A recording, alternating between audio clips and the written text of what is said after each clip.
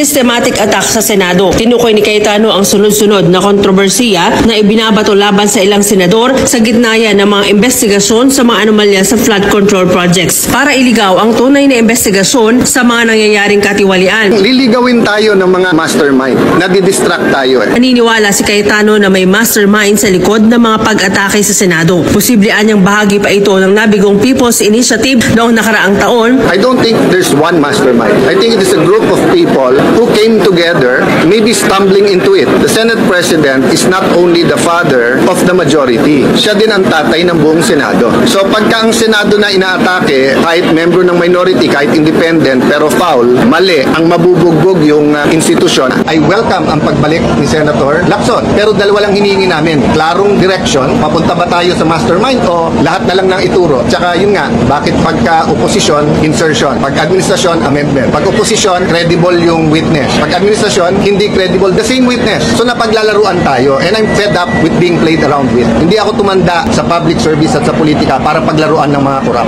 Hindi kami humihingi ng pwesto sa kabinete. Ang hinihingi natin, maging patas. Dapat ito, administrasyon, oposisyon, nagkakaisa na yung mastermind ay makasuhan, makulong, ang pera mabalik at mabago yung sistema. Ilan po ang mga kongresista na sangkot dito? Kahit nasabihin na po natin na hindi mismo direkta sa mga ghost or flood control projects o substandard. Yung the fact lang na merong kang mismong construction company na nakikipagtransaksyon sa gobyerno, mali, bawal na eh. Maganda rin natin subukan ang good faith ng kasalukuyang kongreso, both houses. Kasi pwede bang magkaroon ng separate din na lupon sa ombudsman ng DOJ na mag-iimbestiga para isa-isahin ang lahat ng kongresista? And then, ito nga po, magkaroon din ng summary proceedings nang matanggal sila sa pwesto. Kapag po na-identify na itong mga congressman na ito at mga mambabatas na ito, tanggalin sa pagiging kongresista. Ay, meron pong ilan ang iingay nila doon sa Sara Duterte hearing, doon sa confidential fund.